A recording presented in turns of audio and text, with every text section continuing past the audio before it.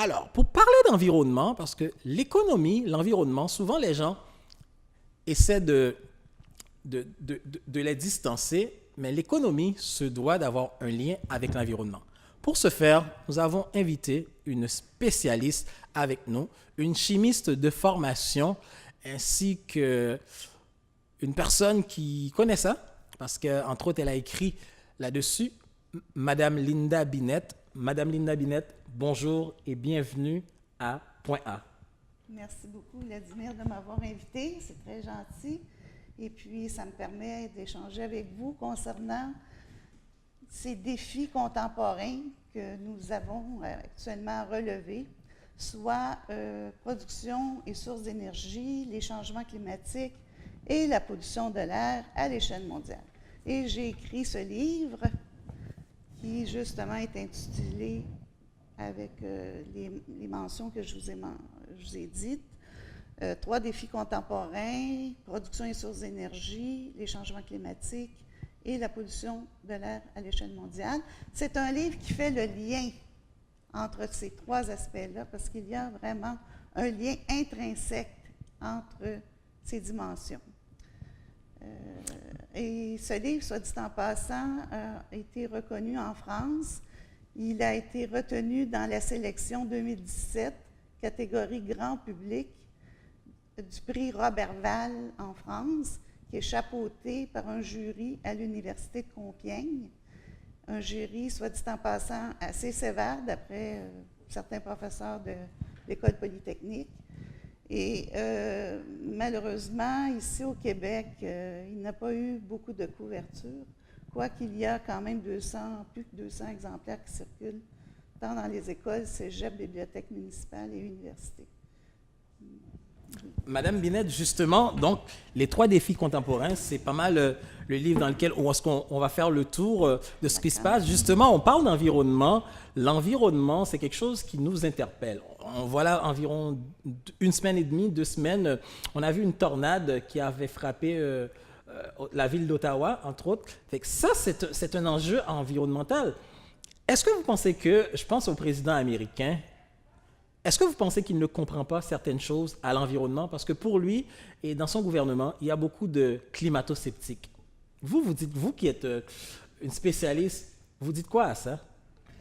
Bien, c'est certain que je crois qu'il y a toujours un pourcentage de gens, même des scientifiques, mais ils sont très peu maintenant, qui sont climato-sceptiques. Cependant, en général, la communauté scientifique maintenant s'accorde à dire qu'il y a des changements climatiques. Depuis 1889, où est-ce que les températures sont répertoriées et toujours prises de façon systématique, dirais-je. Et la NASA elle-même conclut qu'il y a une hausse des températures qui varie entre, maintenant c'est 1 degré centigrade à travers la planète. Alors, il y a une corrélation qu'on peut faire aussi avec la venue de l'ère industrielle et l'emploi des combustibles fossiles, autant au niveau industriel que pour les transports, que pour l'industrie. Alors, je crois que c'est les densités de CO2, de dioxyde de carbone et de méthane, particulièrement les 2 gaz, les deux principaux gaz à effet de serre. Maintenant, au niveau scientifique, la majorité des scientifiques reconnaissent que c'est cela qui occasionnerait cet effet de perturbation climatique que nous connaissons aujourd'hui. Donnons, juste avant de poursuivre davantage, donnons un petit extrait de votre background, Madame Binette. Vous êtes chimiste de formation, vous êtes docteur, vous avez un doctorat en chimie, vous êtes membre de l'Ordre des chimistes du Québec, vous êtes docteur aussi en sciences de l'éducation, donc une formation, une maîtrise en sciences appliquées à Polytechnique. Oui. Madame Binette, vous êtes toute une scientifique. Ah oui, puis disons que j'ai travaillé principalement dans l'enseignement, à l'éducation des adultes. J'étais professeure de sciences, mathématiques, mais j'ai aussi, parallèlement à cela, souvent travaillé à des contrats au ministère de l'Environnement du Québec, à Santé Canada, et j'ai étudié toute ma vie.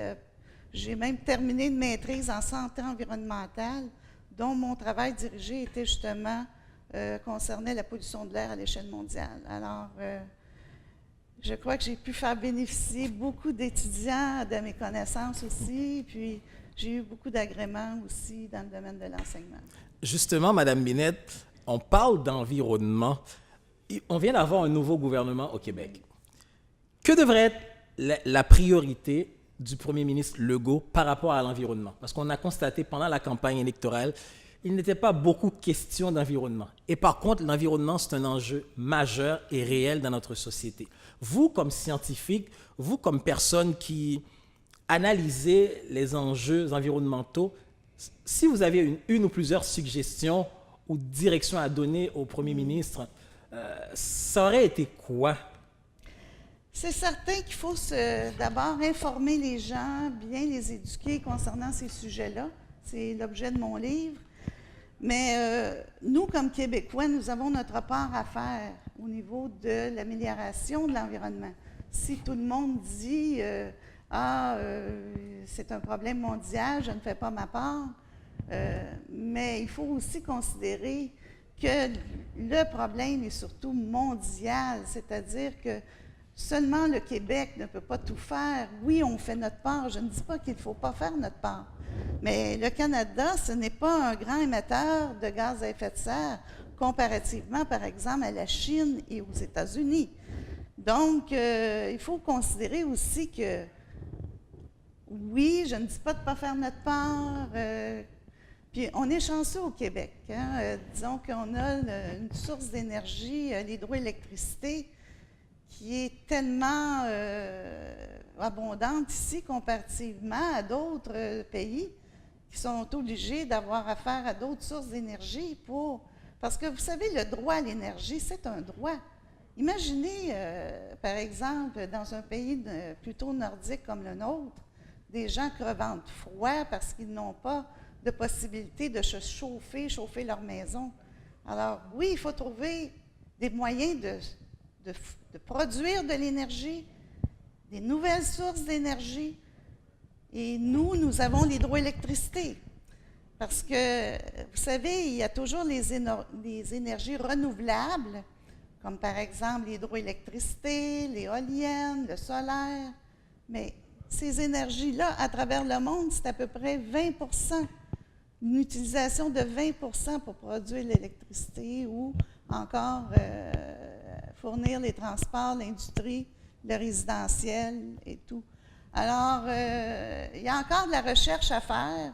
Puis, vous savez qu'au niveau mondial, le charbon, là, qui est très polluant, ça consiste encore à 40% de la façon de produire l'énergie. En Chine, ils ont des centrales thermiques, mais au charbon. Ils produisent leur électricité principalement avec un combustible fossile qui est le charbon pour alimenter la centrale thermique. Alors, c'est tout un défi au plan mondial. Mais vous savez, puisque Vladimir, vous vous intéressez beaucoup à l'aspect économique, n'oublions pas une chose, c'est que le patrimoine que la nature a fait, c'est-à-dire les combustibles fossiles, le pétrole, le mazout, le charbon, ce sont des réserves mondiales, c'est un patrimoine.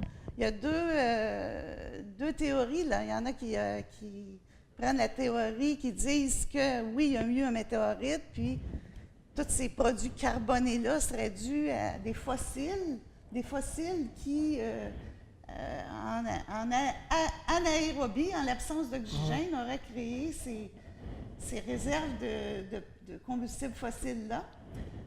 Puis il y a une autre théorie, la théorie abiotique, qui dit que peut-être que ces molécules hydrocarbonées-là existaient déjà et ont fait en sorte que ça a pu constituer dans la croûte terrestre, ça serait formé au fil du temps avec l'évolution de la croûte terrestre au fil des épisodes géologiques.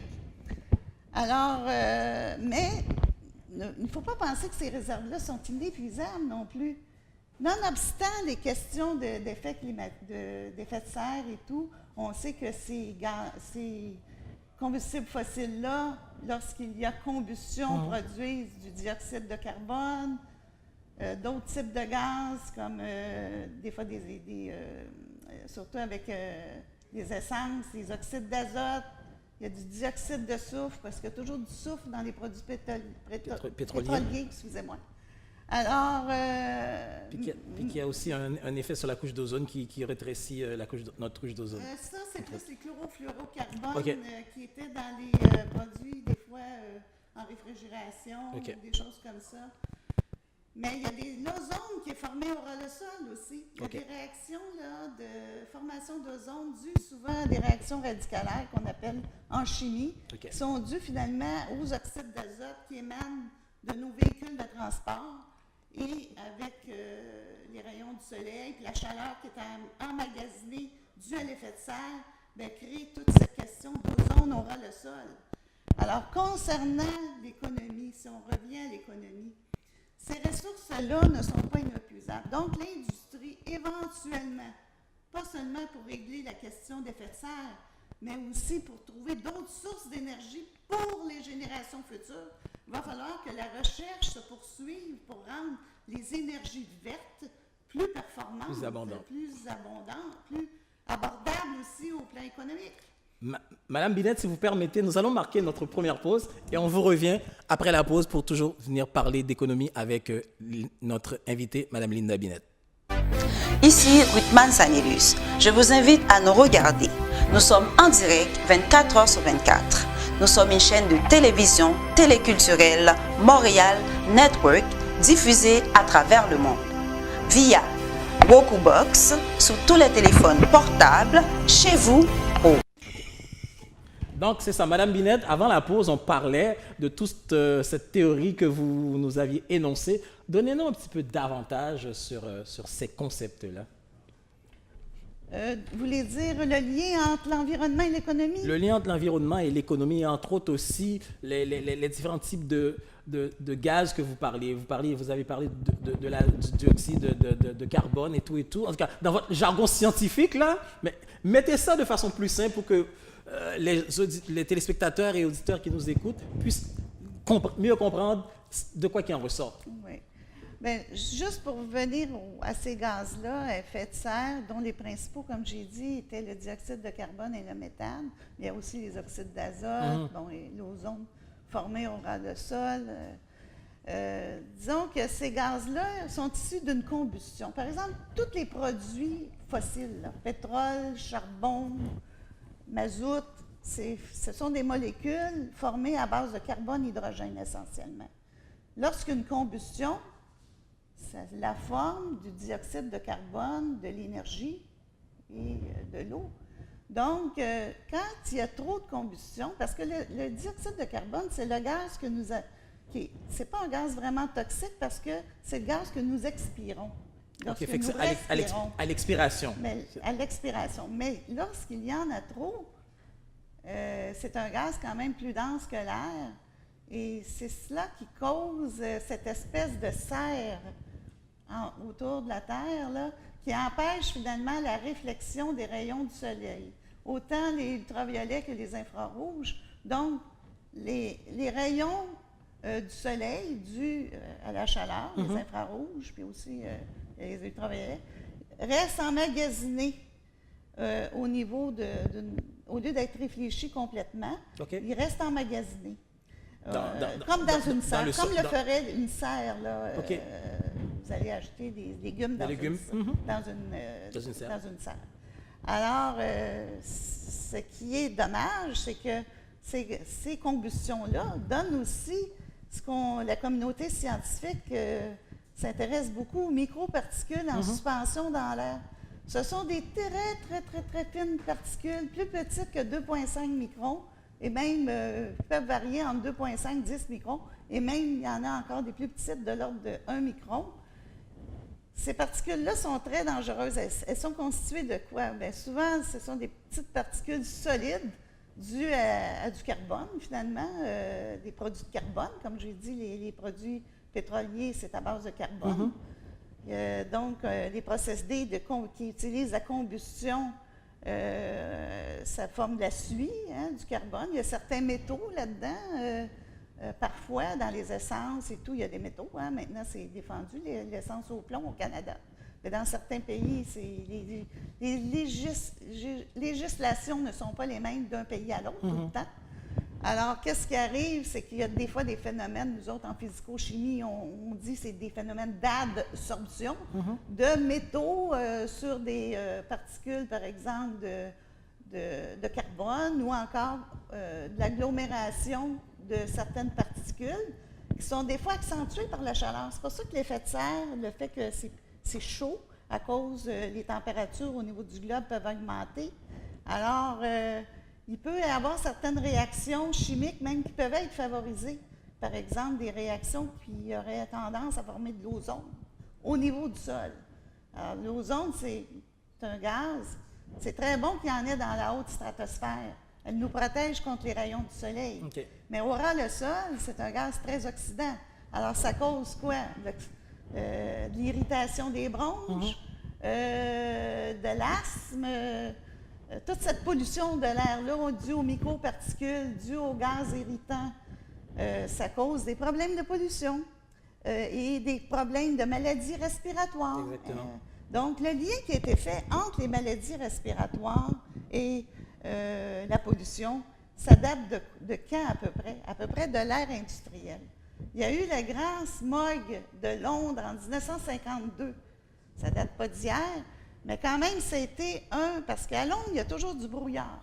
Mais là, comment se fait-il qu'après le 2 décembre 1952, il y a eu un grand épisode de gens où est-ce que ces gens-là allaient consulter les services médicaux parce qu'ils avaient des problèmes respiratoires et tout. Alors là, la communauté scientifique, 4 ans après, il y a eu le Conseil britannique qui a commencé à dire on va essayer de limiter les dégâts dus au chauffage à charbon. Parce que ce qui est arrivé, il y a eu un anticyclone. Et puis ça a fait comme une inversion thermique sur la ville de Londres. Et l'air froid était comme plus au ras le sol, contrairement aux habitudes que dans la haute, plus on monte en atmosphère, plus l'air se refroidit. Là, l'air froid était comme... Puis là, les gens avaient froid, donc ils se chauffaient. C'était le chauffage au charbon à l'époque, dans la ville de Londres, combiné avec les industries qui polluaient, avec leurs procédés qui, justement, c'était du charbon. Et combiné aussi avec les moyens de transport, souvent les trains, les locomotives, c'est à charbon et tout. Alors, à un moment donné, là, même là, c'était défendu de circuler à Londres parce que la visibilité n'était même pas adéquate pour circuler. Alors, imaginez, là, les gens, il y a eu au-dessus de 12 000 décès dus à des maladies, de l'asthme, des bronchites. Alors là, on a commencé à se questionner, est-ce qu'il y a un lien entre la pollution de l'air et les maladies respiratoires et la santé? Alors, c'est tout cela qui, au fil des ans, oui, maintenant, avec les problèmes comme en Chine, il y a du smog à peu près dans toutes les grandes villes dans le monde maintenant. Même ici, à Montréal, il y en a du smog, là. C'est surtout dû, nous, au transport. Et on a vu avec les poêles à bois, là, maintenant, il y a même une nouvelle législation concernant les poêles à bois qui ne sont pas conformes. Mais dans certains pays, là, comme je l'ai dit, il y a la question de la pollution due à ce qu'on brûle beaucoup de charbon encore aujourd'hui, en 2018, même si la Chine a fait beaucoup d'efforts maintenant pour essayer de trouver d'autres modalités pour fournir de l'énergie à tout ce monde-là.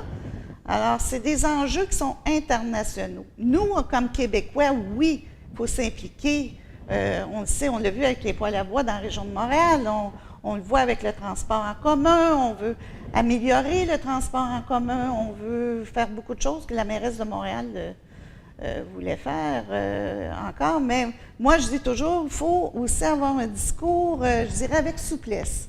Voyez-vous, dire à tout le monde dans une ville, par exemple, déplacez-vous à bicyclette, ça n'est pas possible. Oui, les plus jeunes, diminuer l'emploi de l'automobile, ça c'est excellent. Mais on ne peut pas exiger une personne d'un certain âge qui a un handicap physique léger ou une limitation d'arriver et de s'en aller en bicyclette. Alors, c'est tout ça, il ne faut pas non plus culpabiliser juste les Québécois dans cette chose-là. Là. Il faut voir que le problème est mondial. Nous, comme on n'est pas ailleurs, on est ici. On a notre part à faire. Mais il faut réaliser que le problème aussi là, est mondial. Alors, si on veut en venir à ne pas dépasser le 2 degrés là, qui est jugé limite par certains climatologues et tout, nécessairement, il va falloir que tout le monde y mette du sien, que les lois soient internationales, parce que je parlais de pollution de l'air tantôt. Nous, les indices de qualité de l'air dans la région de Montréal, on essaie de tendre vers les recommandations de l'Organisation mondiale de la santé. Il en est de même de l'Union européenne, il en est de même de l'EPA aux États-Unis. Mais il y a certains pays, là, plus dans le sud, ou les continents, des fois certains pays d'Afrique, de la Chine, là, ils ont des normes, mais en tout cas pour les matières particulières en suspension, le règlement traînait à se mettre de l'avant. Alors, qu'est-ce que vous voulez? C'est que là, il va falloir, quand un pays a une norme est tellement peu sévère que c'est comme si elle n'en avait pas.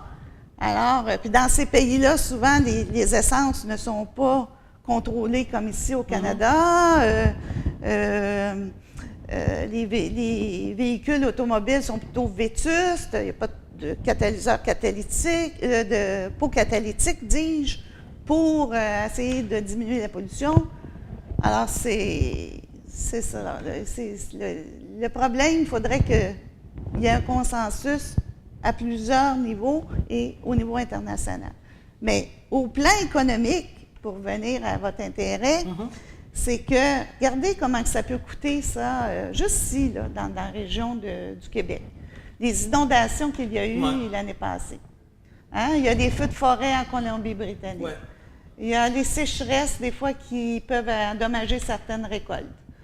Là, il y a eu l'ouragan. Là, les climatologues ne sont pas certains si la tornade est due au changement climatique. Il n'y a pas assez de données, d'études longitudinales. Mais tout le monde s'entend quand même qu'il y a toujours eu des effets perturbateurs dans le climat.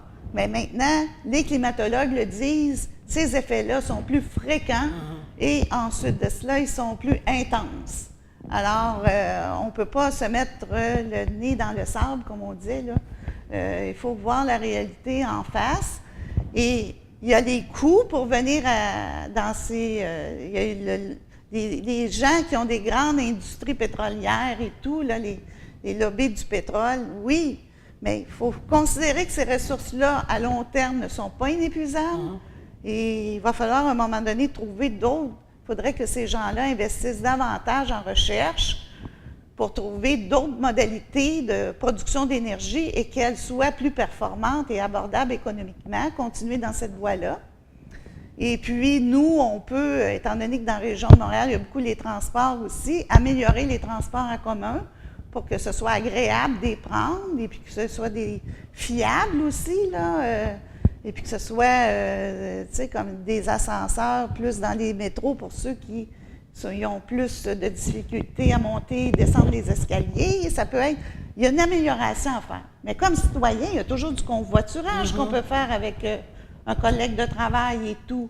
C'est possible de réduire nos mentalités, nos habitudes de vie, là, sans nécessairement entrer là, dans des positions trop extrémistes non plus.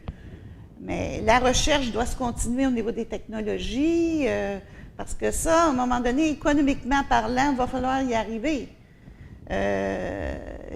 Comme j'ai dit, c'est très coûteux, là, tous ces événements-là, là, pour réparer les pots cassés, comme on dit. Et puis, au niveau de la santé, c'est pas souvent dit, mais je l'ai dit qu'il y a un lien entre la pollution, les épisodes de smog et les changements climatiques et la façon de produire l'énergie. Maintenant, même la santé publique, ceux qui s'occupent de la santé publique, il y a une incidence beaucoup due au taux d'humidité. Notre climat, qui était autrefois tempéré, tend de plus en plus à devenir un climat de type tropical à certaines périodes, avec des taux d'humidité très élevés. Alors ça peut créer encore de l'asthme. Alors là, on n'a pas fait une étude sur les consultations médicales dans ce domaine-là, dû à des problèmes respiratoires ou cardiaques, parce qu'il y a même le docteur Reeves là, qui voit des liens aussi, même avec la santé cardiaque. Alors, c'est des coûts au niveau de la santé, ça. Hein? La prévention devrait avoir bien meilleure mise là, dans l'enjeu. Et puis, j'écoutais hier ou avant-hier l'incidence du virus du Nil qui est plus fréquent ici. Bien, c'est reconnu. Là, il y avait un professeur en santé publique, je crois, le docteur Villeneuve. J'ai assisté à sa communication en 2016. Lui, il va dans les pays tropicaux, en Afrique et tout. Puis, certaines maladies qui étaient autrefois presque disparues, la malaria, le paludisme, maintenant, avec les taux d'humidité qui augmentent même dans ces pays-là, bien, il y a certains insectes qui ont tendance à croître ou à proliférer plus. Et puis, ils peuvent créer comme des genres de zoonoses, des maladies qui sont transmises des animaux à l'homme ou même des animaux à d'autres animaux. Les troupeaux, tout ça, de ces populations-là, parce qu'eux autres, ils se nourrissent des fois de leurs troupeaux. Alors, ça peut créer des problèmes de sous-alimentation aussi, mais il y a certaines maladies qui peuvent ressurgir, qui étaient autrefois assez bien contrôlées, mais à cause de ces taux d'humidité-là, ces insectes qui peuvent transmettre certaines pathologies, il peut y avoir ce problème-là. Fait qu'il y a les coûts au niveau de la santé publique aussi. Donc, coûts au niveau de réparation dû au changement climatique, des gens qui perdent leur habitation, qui perdent leur récolte, qui perdent, etc., etc. Coûts au niveau de la santé publique dû à des problèmes de santé. Il y a une étude du docteur Salva, justement, Francisco Salva. Attendez, je crois que j'ai bien le nom. Francesco Sava. Lui, il disait que, justement, il a fait des études avec les diesels, puis certains allergènes comme l'herbe à poux, l'ambroisie. Okay. Puis il a vu que c'était comme accentué lorsqu'on mettait ensemble les diesels avec l'herbe à poux, que les gens qui faisaient des allergies en faisaient encore de façon plus intense. Et il y avait aussi la possibilité que des gens ne souffrant pas d'allergie en développaient. Alors, c'est tout ça, là. Donc, 3 défis contemporains, production et sources d'énergie, les changements climatiques, la pollution de l'air à l'échelle mondiale de Madame Linda Binet. Nous allons marquer l'autre pause publicitaire et par la suite, on va revenir pour la fin et on va demander à Madame Binet si on veut avoir plus de détails, si on veut lire le livre, où et comment qu'on pourrait le... Guerre vers l'indépendance pour vous plonger dans l'imaginaire haïtien et revivre la route qui a conduit les Haïtiens à l'indépendance. C'est l'histoire d'une île bien paisible, située dans les Grandes Antilles, appelée autrefois Haïti Hispaniola, découverte par Christophe Colomb en 1492. Les chefs dans le nord se faisaient connaître. François Macandal, Cola Jambe Coupée, Norel, Polydore, Télémaque, Isaac et Pyrrhus Gandhi. Nous sommes en 1748. Macandal, le plus grand marron, vaudorisant, prépare les contre-attaques. Macandal et ses bandes terrorisèrent la colonie et empoisonnant tout sur ses passages. Macandal profitait de l'obscurité pour poursuivre lentement son plan. Basé sur le déchaînement du plus terrible fléau qu'ait connu Saint-Domingue, le poison. Bon Dieu qui fait soleil, qui éclaire nous en haut, qui soulève la mer, qui fait gronder l'orage. Bon Dieu l'azote d'Andé, cache le nuage et là il garde nous. Lui ouais tout sable en fait. Bon Dieu blanc des crimes et pas nous voulons bien faire. Bon Dieu là qui si bon, ordonnez-nous vengeance. Mettez tête nous ensemble, frère mio, pour nous goumer pour même cause. Le vent de la liberté souffle à Saint-Domingue.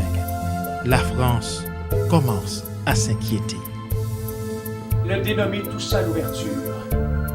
Et le plus rusé est certainement le plus dangereux de la bande. Il faut trouver un moyen de l'arrêter le plus vite possible. L'île Saint-Domingue, c'est pour nous lier. Yon pied blanc français pas qui doit péter encore. Pour le venir faire tourner esclave. Réalisé par Hilaire Absalon. Guerre vers l'indépendance, bientôt disponible aux archives de l'histoire. Pour toute information, appelez le réalisateur au 514-227-0891, réalisé par Hilaire Absalon. De retour avec le livre de Madame Linda Binet, Les 3 défis contemporains. Madame Binet, pour conclure, parce que l'émission, ça arrive, ça passe vraiment vite, si les gens souhaiteraient lire votre livre, s'informer davantage sur l'environnement, parce qu'on constate que les jeunes de nos jours, c'est un sujet qui les passionne, qui les intéresse, l'environnement. Parce que justement, tantôt, en parlant, vous avez fait un lien avec la pollution, le système de santé. C'est parce qu'à un moment donné, là, ça va être nous qui allons subir, entre guillemets, les marasmes de l'environnement si rien n'est fait. Donc, pour au moins avoir une idée claire, pour au moins aller chercher votre livre, où est-ce qu'on peut trouver ce livre-là, Madame Binet? Bien, mon livre est disponible sur Amazon. Je l'ai mis dernièrement en ligne sur Amazon. Je suis très heureuse de vous en faire part parce que faut être fier de ce qui se fait ici au Québec aussi comme publication. Il n'y a pas beaucoup de gens qui publient ici au Québec dans ces domaines-là. Mm-hmm. Et j'ai pris la peine de l'éditer moi-même et comme j'ai dit, il est reconnu au plan international maintenant dans la francophonie internationale. Et je suis très contente de le partager ici au Québec.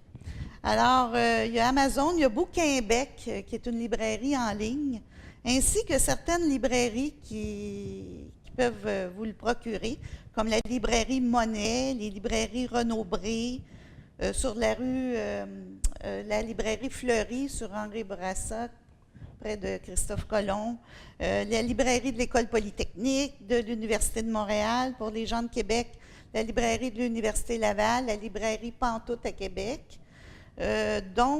Puis déjà, il circule dans plusieurs cégeps, mon livre, et puis même dans certaines facultés à l'Université de Montréal, à l'Université Laval.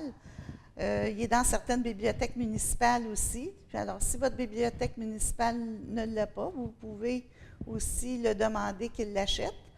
Mais aussi, si vous voulez avoir un bon livre dans votre bibliothèque, allez sur Amazon ou vous pouvez l'avoir en ligne, ceux qui aiment lire en ligne, ou encore en format papier, dans ces librairies-là, Monet, Renaud-Bré, Fleury, etc., ou les bibliothèques aussi, comme j'ai dit, de l'Université de Montréal, de l'Université Laval, Polytechnique. Alors, il y a moyen de se le procurer. Moi, puis aussi, j'aimerais que vous le lisiez parce que j'ai mis beaucoup de cœur à l'écrire. J'ai toujours pensé, mon but premier, c'était de bien informer la population. Parce que toutes sortes de discours qui sont un peu véhiculés comme ça. Alors, quand on a une bonne information qui est neutre et puis qui est scientifiquement valide, puis qui tient compte aussi des aspects sociaux, environnementaux, de la santé, qui fait une approche systémique de toutes ces dimensions-là, parce que c'est un problème systémique qui doit tenir compte justement des différentes, de l'économie, le social, la santé. Avoir un bon équilibre dans tout ça. L'équilibre, voilà. Puis dans le discours aussi, on doit faire quelque chose, on doit agir, mais aussi toujours de façon modérée, en pensant à l'environnement. En pensant à l'environnement, puis avec une approche souple, comme j'ai dit. En tenant son bout, mais en étant souple. Juste à Montréal, si vous réduisez le nombre d'automobiles, c'est déjà un grand pas. Mais d'exiger à tout le monde de la bicyclette, je ne crois pas que c'est approprié. Alors, Madame Binet... C'est juste un exemple comme ça de la souplesse. Madame Linda Binet, merci beaucoup. Les 3 défis contemporains, production et sources d'énergie, les changements climatiques, la pollution de l'air à l'échelle mondiale, de Linda Binet. chimiste, scientifique, docteur en chimie et en sciences de l'éducation. Madame Binette, merci beaucoup d'avoir été des nôtres. Merci, Et Vladimir. j'espère vous revoir éventuellement à l'émission Point A. J'espère bien. Merci beaucoup. Nous avons eu avec nous Madame Linda Binette qui nous parle d'environnement. Où est-ce que l'environnement, c'est quelque chose d'important. Il ne faut pas éloigner l'environnement de l'économie, mais au moins les rapprocher, mais tout en pensant aussi pour agir avec cœur.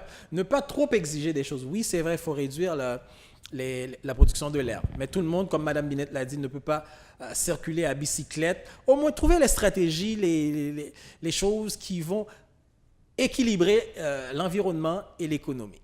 Alors, c'était Point A avec Vladimir. Et merci encore, Mme Binette. Et moi, je vous dis à la semaine prochaine. Et comme je ne cesse de le répéter, de le marteler, Point A à Téléculturel Média est là pour vous informer, aller chercher les informations pour vous en invitant les spécialistes, les gens qui s'y connaissent dans la matière. Bientôt, nous recevons quelqu'un. Je ne vais pas vous dire c'est qui tout de suite. On est en pour parler, mais la semaine prochaine, soyez des nôtres parce que nous aurons une entrevue très, très intéressante. Alors, Point A pour vous à Téléculturel Média pour vous informer, pour vous donner la bonne information, l'information claire, limpide, telle qu'elle se doit. Je vous dis à la semaine prochaine et n'oubliez surtout pas les 3 défis contemporains de Linda Binette. Et moi, je vous dis, soyez des nôtres la semaine prochaine. Chapeau. Merci. Ici Whitman Sanelius. Je vous invite à nous regarder. Nous sommes en direct 24 heures sur 24. Nous sommes une chaîne de télévision téléculturelle Montréal Network diffusée à travers le monde. Via Roku Box, sur tous les téléphones portables, chez vous, pour vous.